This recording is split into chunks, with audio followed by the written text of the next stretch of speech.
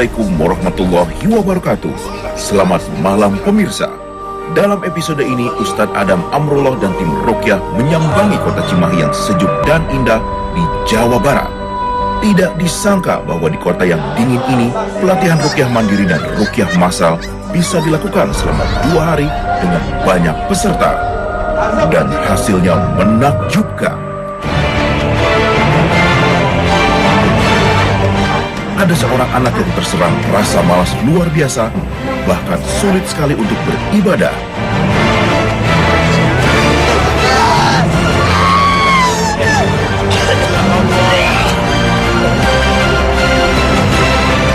Juga ada cerita mengharukan tentang kegigihan dan kesetiaan seorang suami yang berjuang menyembuhkan sang istri tercinta dari gangguan sihir akibat santet yang dialami selama belasan tahun.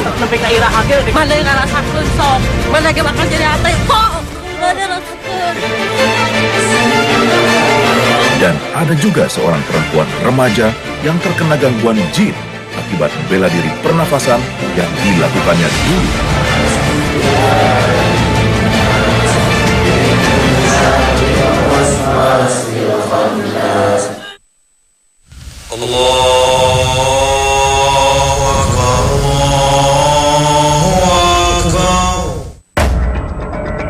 Subuh adalah salah satu waktu di antara beberapa waktu di mana Allah Ta'ala memerintahkan umat Islam untuk mengerjakan sholat.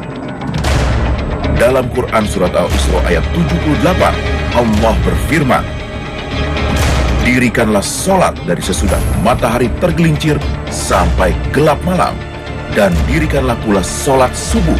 Sesungguhnya sholat subuh itu disaksikan oleh malaikat." Quran Surat Al-Isra ayat 78. Sholat subuh memiliki banyak keutamaan, seperti disebut dalam beberapa hadis. Dari Jundab bin Abdillah radhiyallahu anhu, ia berkata bahwa Rasulullah SAW bersabda, "Barang siapa yang sholat subuh, maka ia berada dalam jaminan Allah. Oleh karena itu, jangan menyakiti orang yang sholat subuh tanpa jalan yang benar. Jika tidak, Allah akan menyiksanya dengan menelungkupkan di atas wajahnya dalam neraka jahanam." Hadis riwayat Muslim nomor 657. Masya Allah, begitu besar nikmat dan karunia yang Allah Ta'ala limpahkan dalam setiap niat dan rokaat sholat subuh. Andai umat manusia mengetahuinya, maka niscaya mereka akan mendatanginya meski dengan merangkak. Sebaliknya, jika kita lalai menjalankannya, maka akan amat merugi.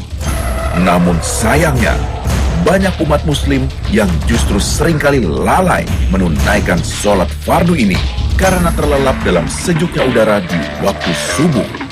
Di waktu ini pula lah pasukan iblis datang menghalang-halangi umat muslim, menutup kedua telinga agar tidak mendengar seruan azan, meniup kedua mata agar terus terpejam. Alif Lam. Remaja ini bernama Faiz. Dulu, ia seorang anak yang rajin sekali sholat dan beribadah tepat waktu.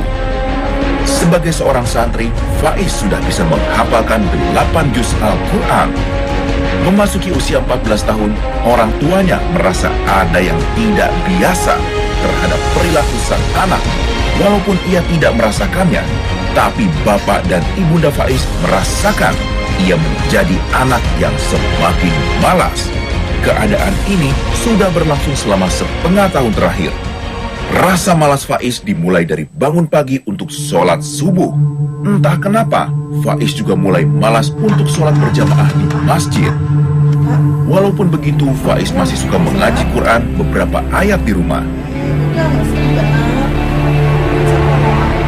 Faiz sempat 3 tahun menuntut ilmu di sebuah pesantren di Tasikmalaya.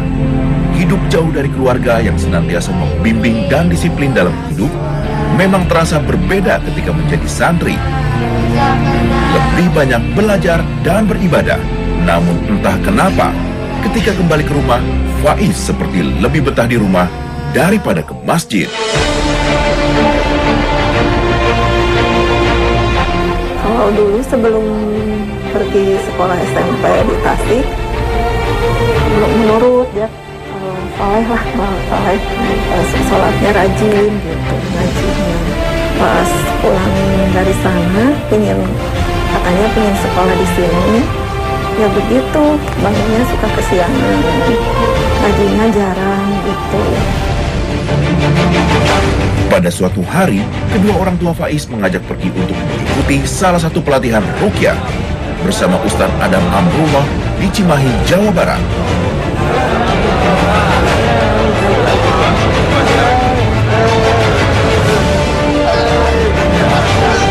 Dalam proses ruqyah ini, entah kenapa ada sesuatu yang bereaksi dalam tubuh.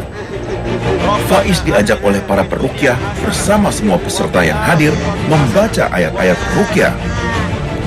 Di sini diajarkan praktek teknik-teknik ruqyah mandiri. Namun entah kenapa Faiz bereaksi lain. Sejukan jinnya ya Allah. Sejukan jinnya ya Allah. Gak nyangka sih tadinya, cuman look ini ya sedih juga. Kenapa biasa ngaji ada tapi bisa masuk juga ya jinnya. Ada apa di sini? Ada ikatan nggak? Nggak ada. Ya keluar ya, keluar ya. Bismillahirrahmanirrahim. Allahumma. Faiz merasa sesak yang luar biasa di daerah ulu hati. Mudah-mudahan ia bisa menjadi anak yang jauh lebih baik setelah pengobatan ini. Ya Allah, kemana jinnya ya? Baca syahadat dulu ya, biar mudah keluar ya. Ikuti saya. Asyhadu. Syahadat. Ya, jadi lihat ya. Ya Allah, beri hidayah ya Allah. Beri hidayah ya Allah. Lihat ya. Biasa ya nih. Asyhadu an la ilaha illallah wa asyhadu anna Muhammadar Rasulullah. Kalau dirasain baik lemas, terus kalau misalkan yang sadar tuh cuman nggak bisa ngomong, cuma bisa lihat doang. Sejukan jinnya ya Allah. Dari diagnosa Ustadz Adam, ulu hati kemungkinan menjadi tempat bersarangnya jin dalam tubuh Faiz. Bisa jadi karena ada sifat-sifat emosi yang masih menguasai diri Faiz. Emosi yang membuka pintu masuk bagi jin jahat sehingga senang berdiam di dalamnya. Rasulullah senantiasa mengingatkan kita, La tagdob walakal jannah. Jangan marah, bagimu surga. Hadis riwayat Bukhari. Marah adalah bara yang dilemparkan setan ke dalam hati anak Adam, sehingga ia mudah emosi. Kalau takut sih dia mah enggak, pemberani. Kalau takut mah cuma ya gitu aja. Kadang-kadang emosinya suka, kalau bahasa Sunda mah sok punungan gitu. Kemungkinan lain, jin yang mengganggunya bersumber dari faktor jin keturunan. Kalau menurut saya sih nggak ada sih. Saya sendiri juga udah dari kecil ya memang seperti kesirikan-kesirikan itu. Saya nggak, cuman kemarin waktu ada ruqyah itu pelajaran ruqyah sama Ustadz Adam. Nah, diketahui bisa aja dari bapaknya, kakeknya. Nah, saya ada juga nyampe ke anak saya gitu. Soalnya bapak saya yang adalah yang kayak gitu. Seperti Batu Ali, Kris itu ada. Mungkin jadi turunan dari sana gitu. Mungkin juga gitu, nggak tahu. Kemudian Faiz bereaksi seperti orang yang panik dan bingung. Sepertinya jin dalam tubuhnya lah yang menunjukkan reaksi demikian. Ustadz Adam lalu berbicara pada Faiz, memintanya agar tenang dan tidak panik. ya. Masuk Islam dulu. Coba. Asyhadu. Ikuti saya. Asyhadu Allah ilaha illallah wa asyhadu anna Muhammadan Rasulullah. Ya, saya doakan di sini. Auzubillahiminasyaitonirrajim. Bismillahirrahmanirrahim. Alhamdulillahirabbil alamin. Ar-Rahmanirrahim. Ya, keluar baik-baik. Bismillah. Allahu Akbar. Keluar ya Allah. Labur. Ini siapa namanya? Faiz. Ini Faiznya asli. Bukan jinnya. Merasa ada yang lepas. Gimana dia? Masih di situ. Ya.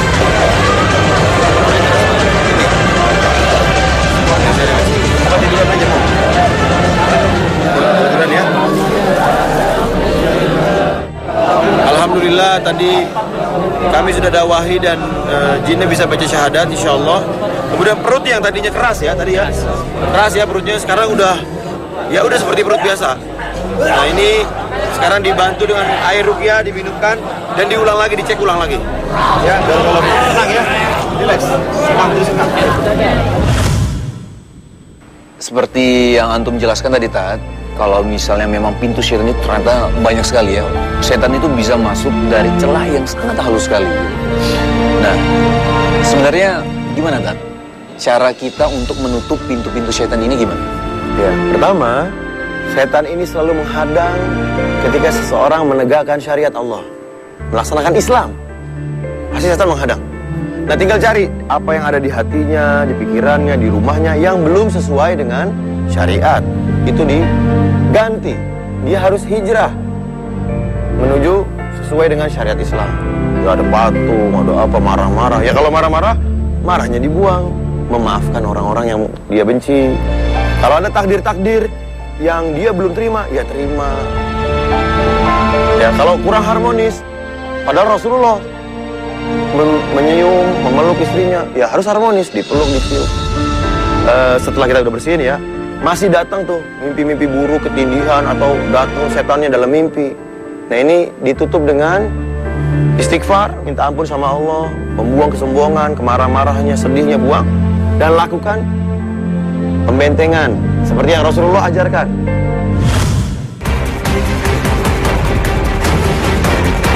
Syaitan sebagai musuh kita selalu ingin memasuki benteng tersebut. Pintu terbesar yang akan dimasuki syaitan yaitu hasad dan tamak. Pintu berikutnya tentu saja adalah marah. Marah dapat melemahkan akal. Tak kala akal lemah, tentara syaitan akan melakukan serangan dan mereka akan mentertawakan manusia. Jika kondisi kita seperti ini, mintalah perlindungan kepada Allah dengan ta'awudz.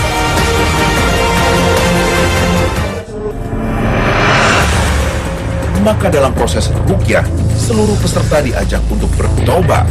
Tobat dari segala dendam, amarah, atau perasaan sedih yang berlebihan.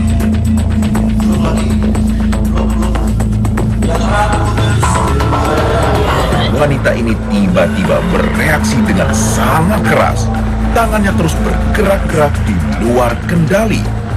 Biasanya pasien yang menunjukkan reaksi seperti ini berada dalam kondisi emosi yang lemah karena ia kehilangan kontrol atas kekuatan jin yang ada dalam dirinya.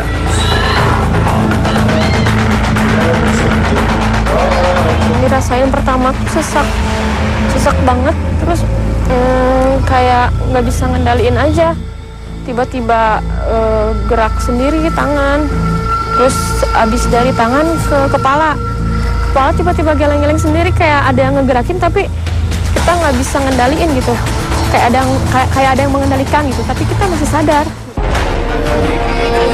Vini mulai rutin menjalani terapi ruqyah sejak ia merasakan ketidaknyamanan dalam hidup. Amarah kerap kali menguasai. Berdasarkan pengakuannya, di masa lalu ia pernah mempelajari bela diri dengan melibatkan gerakan-gerakan pernafasan. Kalau saya pribadi yang pernah merasa gitu ya, merasa ini menyimpang, dulu pernah belajar bela diri tangan kosong. Isinya bukan hanya gerakan silat aja, bukan hanya ngukir prestasi di gerakan seni silat, tapi juga ada pernafasannya, ada teknik pernafasannya, olah nafas, olah energi, kayak mecahin dragon, mecahin kikir. Itu kan keras banget, berlapis-lapis, tapi saya tahunya itu kan menyerap energi dari alam, dari bumi, jadi nggak terpikir ada syiriknya. Ternyata itu juga termasuk. Iblis dan bala tentara setan amat pandai dalam memperdaya manusia. Ia menawarkan berbagai nikmat tanpa disadari, menjerumuskan manusia dengan suatu kesesatan. Orang yang tidak paham akan menyangka ia berada pada jalan yang benar. Padahal sesungguhnya ia sudah tenggelam dalam kesyirikan. Metode membungkus kesesatan dengan berbagai kebaikan adalah metode paling jitu dari setan.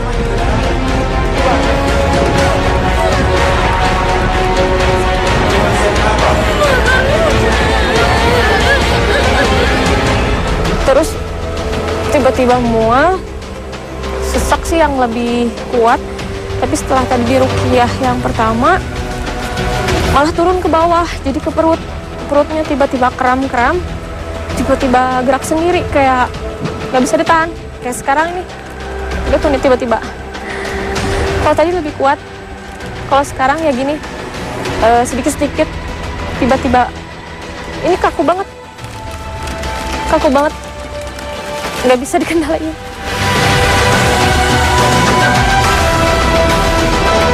Reaksi pasien ketika diruqyah bermacam-macam, tidak selalu identik dengan kesurupan.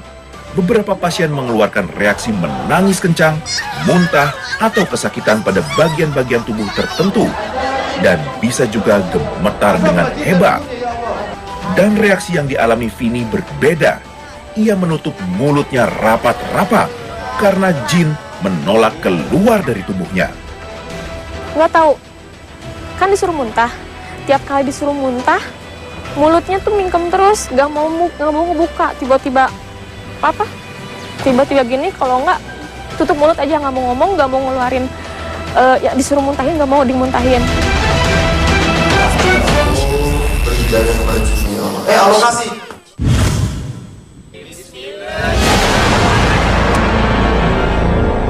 Berbeda dengan Vini yang terkena gangguan karena belajar tenaga dalam. Pasien bernama Elis ini mengalami gangguan jin akibat santet yang dikirimkan kepadanya bertahun-tahun silam. Sejak masih remaja, Elis tidak pernah bisa tidur dengan nyenyak. Tiap kali matanya mulai merasakan kantuk, dalam kondisi setengah sadar, ia merasa seperti ada yang mencekiknya dalam tidur. Ditambah lagi teror mimpi buruk yang menghantuinya setiap ia terlelap.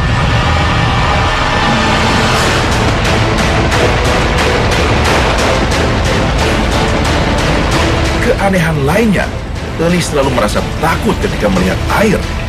Ia bahkan tidak berani mandi selama berhari-hari.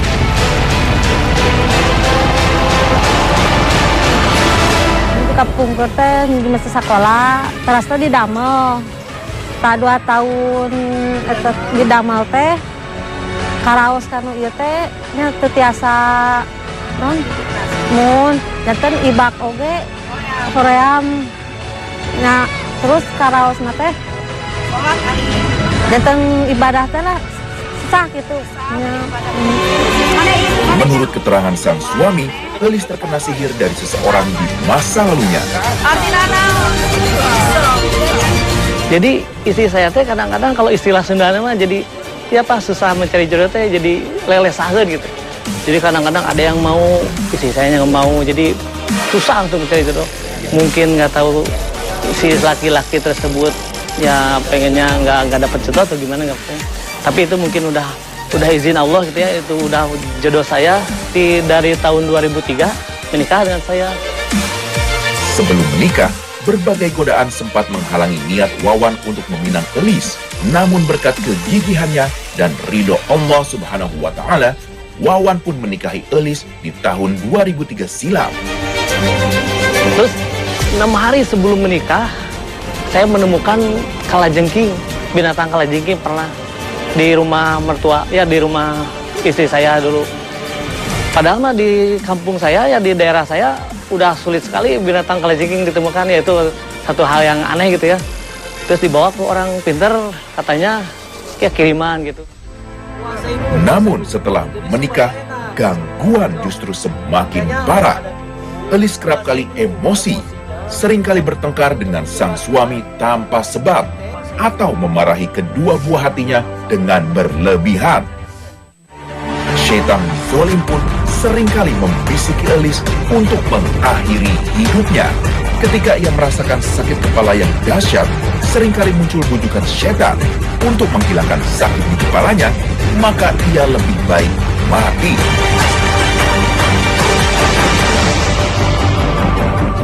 Terus yang akhir-akhir ini yang sering dialami itu yang paling mengerikan itu ya, suka bermimpi buruk. Itu udah dari tahun 2003 lah. Pas saya terbangun, istri saya nggak ada.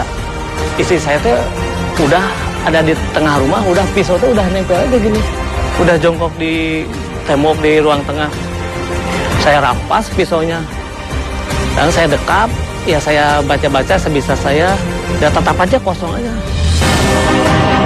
Kala itu, Elis dan keluarganya seringkali berobat kepada dukun.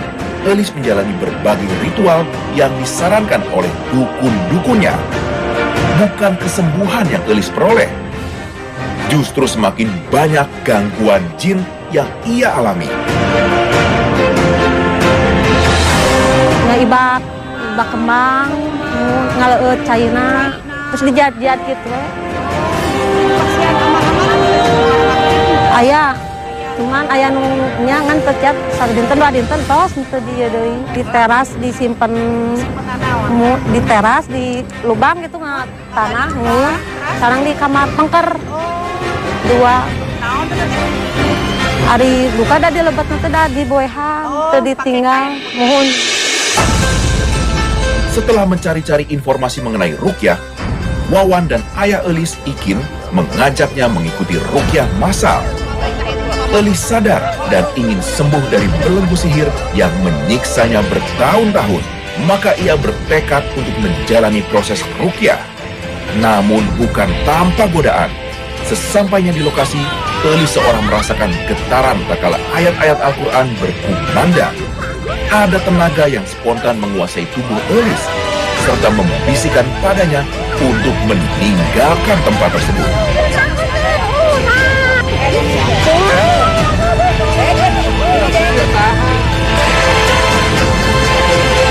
Elis tidak bergeming di dalam angkutan umum. Tubuhnya berubah menjadi tegar. Peruqyah pun mencoba membujuk agar Elis mau kembali ke ruangan. Namun Elis masih tetap keras kepala dan tidak bergerak sedikit pun.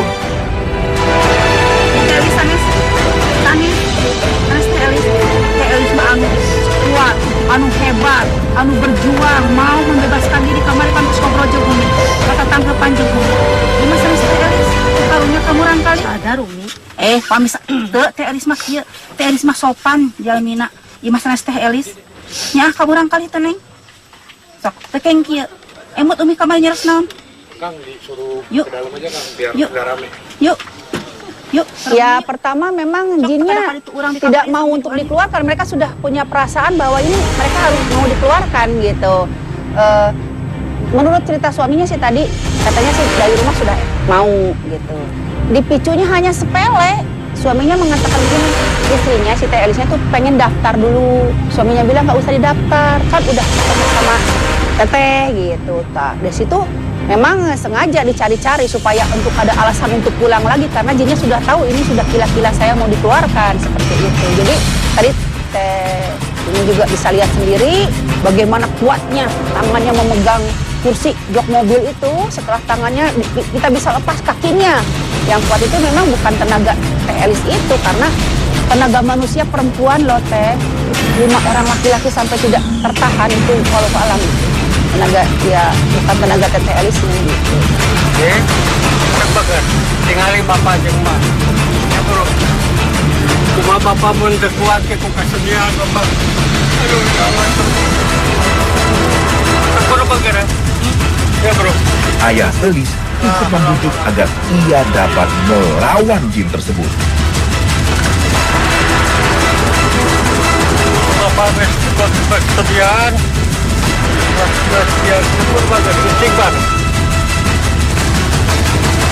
Karena masih juga tak bergeming, akhirnya saudara-saudara Elis memutuskan untuk mengangkat dan membawa Elis ke salah satu rumah di lingkungan tempat ruqyah massal berlangsung.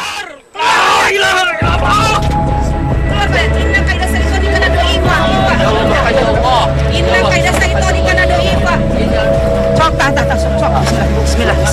Ayo, bismillah.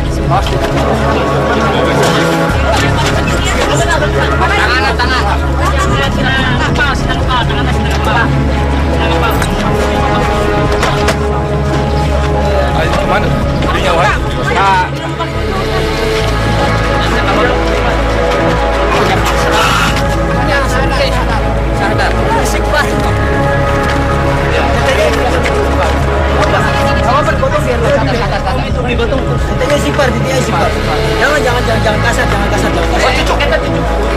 Jangan dikasar. Ya ayatuhan nafsul mutmainah irji'i ila rabbiki radiyatan mardiyah fadkhuli fi ibadi wadkhuli jannati. Ya ayatuhan nafsul mutmainah irji'i ila rabbiki radiyatan mardiyah. Kalau sadar sih, sadar. Asyhadu. Ya ayatuhan nafsul mutmainah irji'i ila rabbiki radiyatan mardiyah. Kita mau nolong Teteh. Wadkhuli fi ibadi wadkhuli jannati. Tetehnya sadar dulu, kuasain dulu emosinya, jangan dikeluarin, tahan dulu emosinya. Kita kesini mau nolong Teteh, bukan mau disambungkan. Kita di sini sayang mau bebasin Teteh dari gangguan, supaya Teteh hidup normal kembali, menjadi manusia yang normal, nggak ada gangguan lagi. Telis, silakan Telis. Dalam ruqyah, bukan semata-mata mengandalkan kemampuan peruqyah saja, namun juga harus disertai dengan niat dan tekad yang kuat dari si pasien sendiri untuk bersama-sama berjuang melawan jin yang ada di dalam tubuhnya. Untuk itu, pasien harus melawan rasa takut yang seringkali muncul ketika akan diruqyah, serta fokus pada bacaan ayat Al-Quran.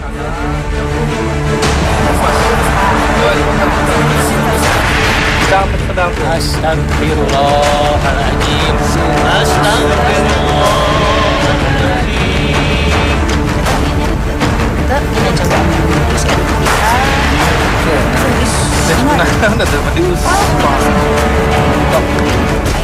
Dadas ente teu aya. Kain pedang we. Ini ambak-ambakan we kain pedangnya. Mohon.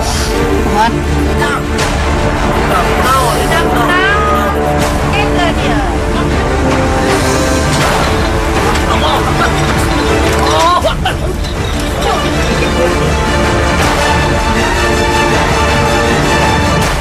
Karena mulut Elis terus terkunci rapat, peruqyah mencoba melakukan teknik memasukkan kedua jari ke dalam mulut Elis.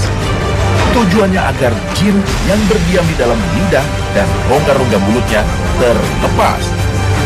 Teknik ini tentu dilakukan dengan hati-hati oleh peruqyah yang telah berpengalaman.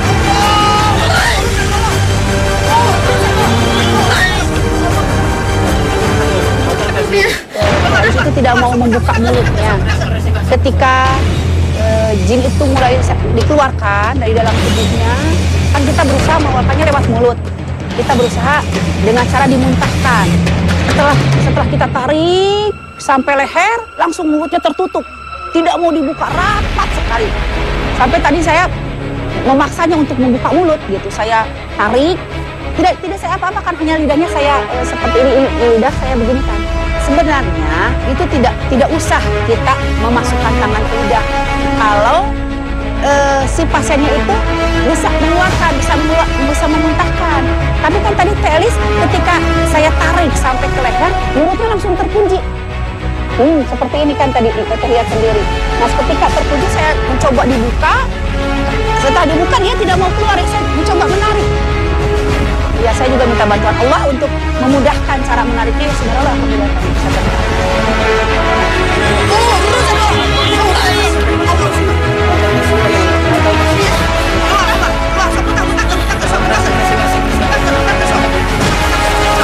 Tidak ada kekuatan.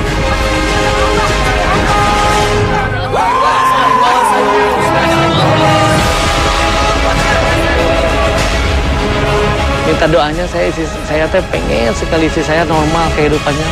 Ya kalau ibaratnya betul istri saya itu ada yang guna-guna, mudah-mudahan yang benci pada istri saya, mudah-mudahan dibukakan pintu maafnya. Saya atas nama istri saya meminta maaf yang sebesar-besarnya. Barangkali istri saya sudah menyakiti, yaitu mungkin karena kehilapan istri saya, mohon dimaafkan. Ini sangat kena kuring kita. Aing ngaran jodoh mah geus anu ngatur, aing ngaran mungkah ngaji kan geus seh. Disalakina ya. Tek nempe ka iraha ge deuk. Mana ngarasakeun sok. Mana ge bakal jadi ate sok. Ada rasakeun. Aha, laki namanya.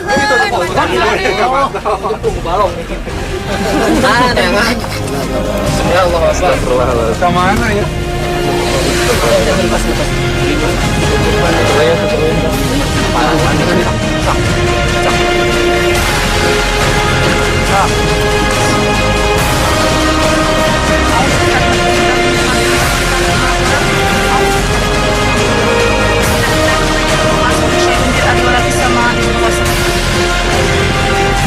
Untuk mendeteksi titik-titik keberadaan jin dalam tubuh kita, kita dapat menekan bagian-bagian tertentu yang seringkali menjadi tempat persembunyian jin. Karena bersifat hasad, jin dapat keluar masuk dalam tubuh kita sekehendak hati mereka dan bisa tinggal di mana saja dalam jaringan urat darah kita tanpa kita sadari keberadaannya. Rasulullah Shallallahu Alaihi Wasallam bersabda, sesungguhnya setan menyusup dalam diri manusia melalui aliran darah. Aku khawatir sekiranya setan itu menyusupkan kejelekan dalam hati kalian berdua. Muttafaqun alaih, hadis riwayat Bukhari dan Muslim. Terus teh. Ayo teh, udah gak pakai tenaga nih. Ayo, gak pakai tenaga nih. Terus teh, lawan teh. Yes, ini gak pakai tenaga. Umi pegang aja. Elis merasakan sakit pada pangkal lengannya meski peruqyah hanya menekan-nekan ringan. Kemungkinan itulah salah satu titik persembunyian jin. Urusan Allah. Urusan Allah. Keluar saya, keluar saya.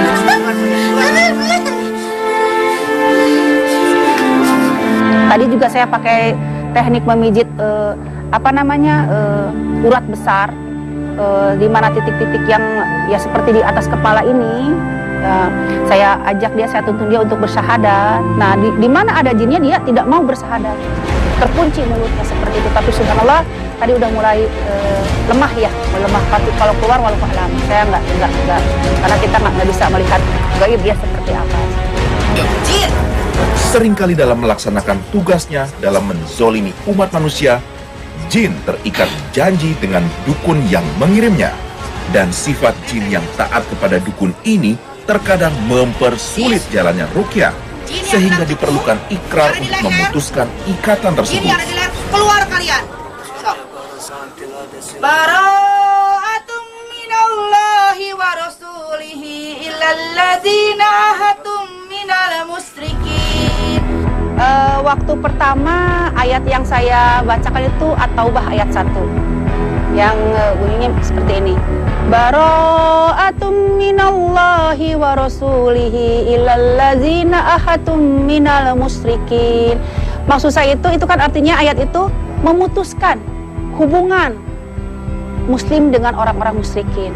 Jadi saya memperingatkan jin itu bahwa dia telah diputuskan oleh Teh Elisnya sendiri dengan berikrar bahwa Teh Elis memutuskan semua hubungan dengan, ya kan sebelumnya sudah tahu Teh Elis itu pernah belajar, pernah berobat ke bukan ruqyah yang syariah seperti itu. Jadi dia putuskan semuanya, dia putuskan. Jadi saya memperingati jin itu bahwa kamu sudah diputuskan. Makanya tadi reaksinya dia nggak mau dengar, dia marah-marah gitu.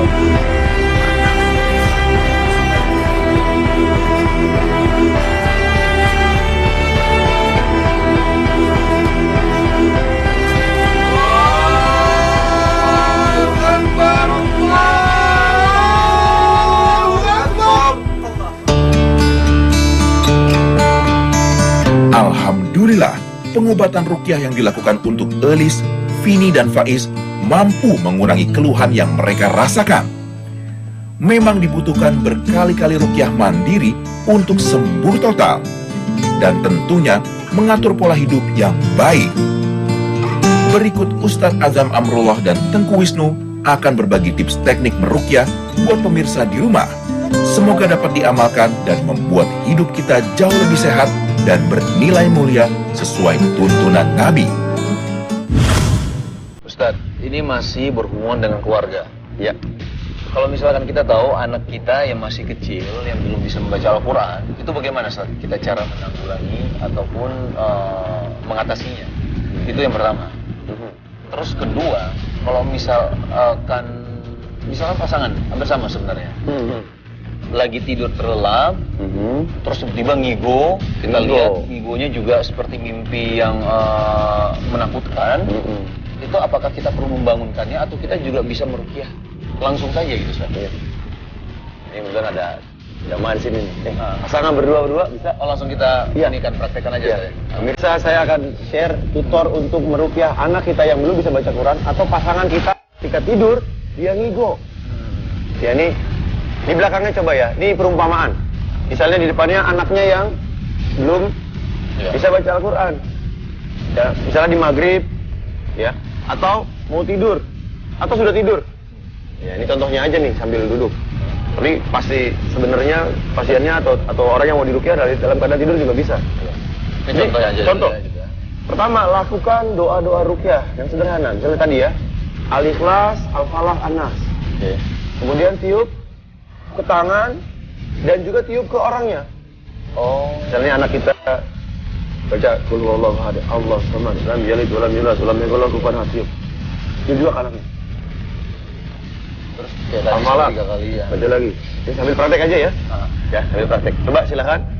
Di belakangnya kalau bisa. Berarti saya jadi seperti anaknya gitu ya, Ustaz. Nah, antum di sini nih ya. Kita mulai bareng-bareng. Kita baca Al-Ikhlas. A'udzu billahi minasy syaithanir rajim. Bismillahirrahmanirrahim. Qul huwallahu ahad. Tiup ke orang pasien kita, anak kita. Lagi, Al-Falaq sekarang. Bismillahirrahmanirrahim. Qul a'udzu birabbil falaq. Min syarri ma khalaq. Tiup ke tangan. Tiup ke orangnya. Anas. Bismillahirrahmanirrahim. Qul a'udzu birabbin nas, malikin nas, ilahin nas. Tiup lagi ke tangan. Tiup ke orang. Lalu telapak tangannya diusapkan ke anaknya, ke istrinya yang lagi ngigo, ke pasangannya, ke pasien kita lah. Diusap seluruh tubuhnya. Diniatkan dan diyakini Allah menjaga keluarga kita. Ya. Dan nggak perlu dibangunin, nggak perlu. Ya cukup doakan, tiup, usap. Kenapa harus ditiup juga, Saudara? Dia ada tiup tangan. Iya. Kan ada ruqyah itu praktek Rasulullah ada langsung ke bagian yang sakit, bagian yang membutuhkan, dan juga Rasulullah juga meniup ke telapak tangan. Jadi kita mengambil sunnahnya. Ya. Pemirsa, lakukan pembentengan buat anak kita yang ngigo atau pasangan kita yang sedang ngigo tanpa harus membangunkan mereka. Semoga bermanfaat. Barakallahu fikum. Assalamualaikum warahmatullahi wabarakatuh. Waalaikumsalam.